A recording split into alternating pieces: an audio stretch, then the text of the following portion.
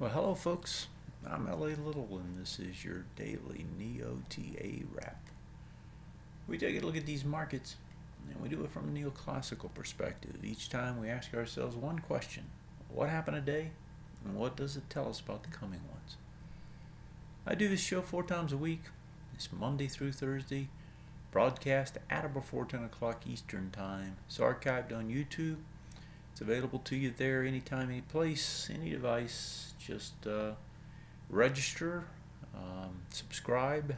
Anytime I push content, you'll get notified of it and be able to see it as a result. As for these markets, it was a trying day. Equities ended up down.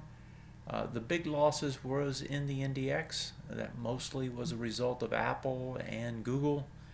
Both of the big caps getting hit pretty good, and we'll take a quick look at those here in a second. But in general, equities down across the board, and it really wasn't just the big cap technology, it really was oil. As you can see one more time, oil, natural gas down almost 5% today. Goldman Sachs comes out, says that oil's going to trade to $40 a barrel and probably stay there for a while, and that's taken all down to about 45 on the West Texas Intermediate crude as of today. Another 5%, 6% drop. It's down something like 15% now already to start the year. And then if you add to that the 50% or so it was already down, you're talking about a fairly significant drop. The good thing about that is equities still hanging pretty high. I mean, they're not that far off their highs. We're talking about, what, 80 points, 70, actually a little bit less than 70 points off the highs. So you're down 3.5% off the highs, and oil has tanked 60. What can I say? It's not too bad when you consider in that context. Gold spikes up again. It's going after a swing point high, up another 13 bucks today. Bonds rally one more time. We'll look at that chart here in a second as well. And in general, these markets held up okay, but traded back down. Speaking of oil, let's take a look at that market and see what it looks like. So Friday I was looking at this, and it sure looked like we had a reversal. Of course, then Goldman comes out and says what they say, and it gaps down and keeps going. Now, we don't quite have the volume today. That's an interesting development compared to what we've seen. And what that says is, you're starting to run out of some sellers down here. There comes a price in anything where it doesn't make sense to sell anymore. And I don't know that we're there. I thought we were there Friday, but that isn't what happened. If you take and look at this on the monthly, you can see the devastation. And when they say, when I talk about multiple swing points breaking, in this case breaking in a long-term time frame, look at the damage as a result of that. Huge trade to the downside. That's quite a fall. Indeed. I talked about the equity markets, especially the NDX, being hit as a result of Apple. So Apple trades back down almost to the gap area. That gap is just below today's lows. It tested, let's see if it tested 108.70, got to 108.80. Actually did not test that low, had lighter volume, and had it tested it, it would have probably been better off. Google, on the other hand, does test the low, has lighter volume, flips back around and holds. Google doesn't quite want to give it up yet. And if we look at Microsoft, that's the other big cap tech. That one also sold back down, closed the gap. So you can see the kind of trading that has developed in the big cap technology stocks. Right across the board on all three of those large ones. The SOX, on the other hand, comes back down, tests that low, has less volume. And then if we move over, Intel's going to report on Thursday. Intel holds up pretty nicely, still holding that big range at the top. And the stocks that are coming out, JP Morgan holds that bottom, tests it, has light volume, a lighter volume. It's actually a good sign. Wells Fargo does the same, holds it, and has lighter volume. So when I'm looking at individual stocks, especially the ones that are going to be catalyst here fairly soon, they don't look all that bad. Let's go to the indexes and take a look at what's happening there. And tonight I'm going to actually have to use the SPY for my volume tells because I haven't gotten the ending quotes yet. We do come down, where it's trying to get to now is back into this area here. It's not that far away, you're only a few points away. Volume, if I look at the SPY, volume was actually lighter today. So as it comes back, it's coming back with a little bit less volume, and certainly coming back with a lot less volume than those bars back over there on the Fed numbers. If I look at the Qs as a proxy for the index, again, lighter volume as it comes back. And then if I pop over and actually look at the index itself, that one actually filled that gap today. It's back into this bar and back into the top of the Fed bar. So, that's not a good thing. It's not a horrible thing. And considering the fact that oil fell like it did, one could certainly argue that, wow, this isn't so bad after all. And it really depends on your point of view. Everybody talks their book, or just about everybody. It's hard to be unbiased when you look at these markets and trying to truly read what kind of signals they're giving you. And I think the best signal that we can read right now is over here on the S&P, and so far it really hasn't told us anything quite yet. Let's look at the Russell. The Russell held up the best today, the small caps. So they fill their gap, trade into the Fed bar, but hold out of it. And let's take a look at the IWM for a volume tell. Volume about the same, but certainly a lot lighter than these bars it's coming back into. So, if I'm looking at it strictly from the indexes, they honestly don't look that bad. And they're still range trading from what I can see. Flipping over to the IYT, some of the transports or some of the sectors, transports, they came back and filled their gap too. Again, not much volume. I'm not sure what to read into that. IBB, not much there either, just at the tops. Let's see here. What was the SOX? Actually, we already looked at the SOX. Let's go on to the others then. XLB, these are the ones that probably got hit hard today. Actually, XLB finished up pretty good. XLE, still holding a higher high with all at new lows again. So anymore, I don't know if that's good or bad because they actually have set up another ABCD structure to the downside. If I take that and project it, 81, 74, so you get about 6.5 onto that. It's going to get you down to 70. It gets you down to about 69 or so. Let's pull this back on a weekly and see what that looks like. I have to go to a monthly. 69. And that gets you almost into these big bars. So the top of that bar was 72, and this one is 69, 65. So, maybe it gets down there. It certainly hit down there with volume the last time it tried. So to come down and try again would make sense to test that bottom, and that looks like it's what it's going to try to do. Let's keep going with the sectors here. See what else we got. So XLF, this is going to be the big one later this week, Wednesday, Thursday, Friday. All those report. That one's coming back to test those lows in front of that news. The industrials, XLI, it doesn't look that bad. I'm a little surprised at how well these look, given the selling that we saw today. Actually, XLK also coming back to fill the gap. XLU, which is kind of a safety play, holds up okay. XLV, this one was actually one of the few holding up today. It did hold up until the bell, and the discretionary actually closed down as well. So sector-wise, doesn't look that bad, but also certainly on a down day didn't do anything to improve his position. Gold coming after the swing point highs now.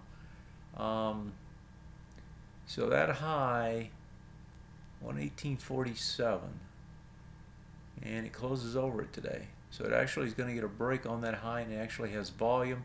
But the big bar is the one next to it. It just so happens this prints as the high because it takes 6 bars. So yeah, that doesn't look too bad to try to test that high. See what the weekly looks like. So this is the bar it's trying to test, right? 1847. The breakdown bar was 1848, and we're sitting at 1856. So I like the way this thing is setting up. It's going to go after this high. That high is 120.50. So I would think, you get a little hesitation here potentially.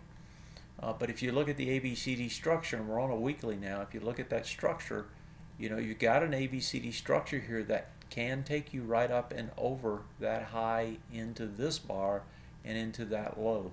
So this looks like, you got a good shot now on gold, and we haven't said this in a long time, but you got a good shot in gold to get back down to, or up to about 122, it looks like. And that breakdown bar is 121.61, so about 121.5 to 122 is where this thing wants to go. Although, as I just said, I wouldn't be surprised to see a little pullback in this area on the daily chart as it tests into this area. So you get some sort of an immediate retest regen off that high. And boy, if it holds that, then I think, in fact, you do have that 121.5, 122 written all over it. You got a nice ABCD structure here as well, and that also takes you up into this high. So gold's setting up pretty nicely. And if you look inside this, and I've talked about this, last Monday and Tuesday I highlighted the gold stocks and said, this is where it is. Here's FNV making a move, and I can just go down the list. AEM pushing new highs, even Newmont pushing over the highs. I can just keep going. Just pull up any gold stock you want almost, and you'll see it. So gold got a nice thing going. Now, if we look on the other side of things, look at the OIH making new lows, the XOP making new lows, or should be almost, not quite. These stocks pummeled, gold stocks rising, and then if you go over and look at the dollar tried to trade up today but ended up trading back down. It still wants to reverse and come back in. FXE also wanting to spike back up a little bit in front of the ECB decision. Same thing with FXY. And so we're seeing the dollar going to probably get a little bit more pressure. That should help equities. But right now, equities in a spell based on the commodity oil. 132.49 was the top. 132.31 today. Looks like it's going to test it. And if you're a bull, you'd rather see it not test. Just leave the high volume high up there. But it does look like it's going to try its hardest tomorrow to pop that thing and then come back down. So bonds again, we were talking about them last night. It looked like they're going to go back up there and try to test it. They don't look like they're going to have the volume. They've already overextended on their moves. I wouldn't be surprised to see them come right back down. So when I look at everything as a whole, markets don't look bad. They actually held up better than one would probably expect given the situation in the oil market. But that doesn't say a lot about what may or may not happen next. As I've said before, we need a little bit more information. That probably doesn't hit until Wednesday, Thursday. And I'm going to quickly look at these overseas equities and just see what they look like. So India heading back up. Brazil was under pressure, still is.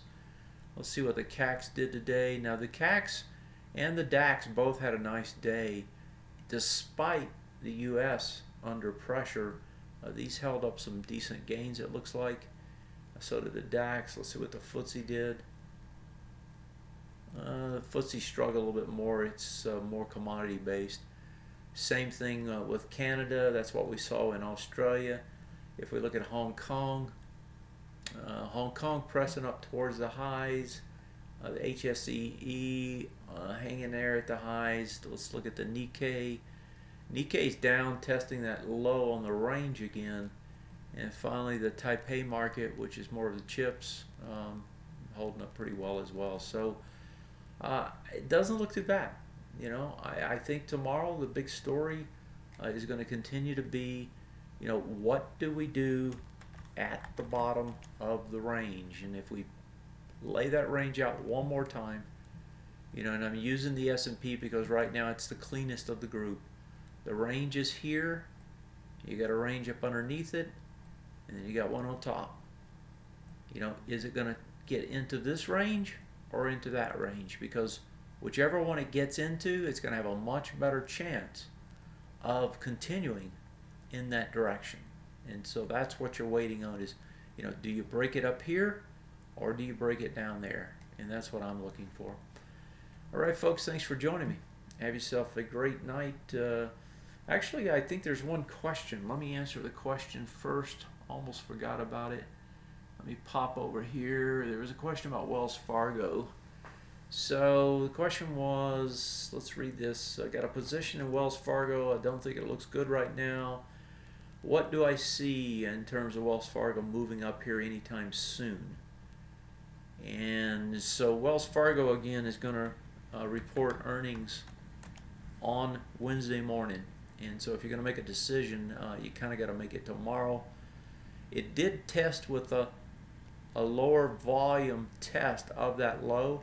What I don't like about Wells Fargo is that Wells Fargo is already retested and is trying to do a bearish retest, regenerate to the downside. So this is probably not a stock that I'd want to hold any significant amount of stock into the earnings, which is Wednesday morning. Yeah, I mean, you know, this thing could pop up. Maybe they're going to have a great report and you get a big boost. But at the same time, the whole sector's struggling. This stock did a retest, regenerate to the downside. It's not where I'd want to have my money sitting into earnings. It's certainly not any large position of that. The counter trend, the counter trade here has to do with what is this? Chipotle says recently broken through some swing points on both a daily and a weekly, and maybe this is a good place. So let's take a look at this one. So this one's doing an ABCD structure on the way up, and it looks like it just about completed it. So if you do that, matter of fact, it did complete. So now you're getting a pullback off this one, right? Now it's trying to fade back in and then maybe make another move back up. Let's pull this back and look at it. So it broke over multiple swing point highs, broke over another swing point high, had a decent little volume spurt, light volume pullback. All of that stuff looks good. Let's look at it on the weekly. And there you got a break of 2 swing points, which is pretty good. Not a lot of volume, but it breaks 2 swing points. Let me see what it looks like on a long-term basis. Looks pretty good. Yeah, doesn't look bad. The issue here is, do you want to be in stock, a stock in front of earnings? And I could quickly look up Chipotle for you and see what the earnings look like in terms of when they're coming out. And let me grab that for you right quick. And it looks like they're coming out on the 3rd, February 3rd. So if I do my calculation right, that's like you know, a couple of weeks. Do you really want to be in a stock as earnings are reported? I typically don't. I certainly don't buy into one in front of earnings, which is essentially what you'd be doing now. If you look at my portfolio, it's more geared towards indexes at this particular time, other than core positions that are just positions I will hang on to. I don't usually open new positions into earnings. Although that Chipotle does look good, you know, but it's got a high beta. You know, you just have to realize if you're trading earnings, you're trading 2 things. You're trading what they're going to do and what the expectations are. And what I mean by what they're going to do is what they're going to report. And it's hard to get both of them right. So, you know, just be careful is all I can say. But yes, it is a good looking chart. All right, I'm going to wrap it up with that. Thanks for joining me. Have a great night. I'll see you tomorrow. Good night, folks.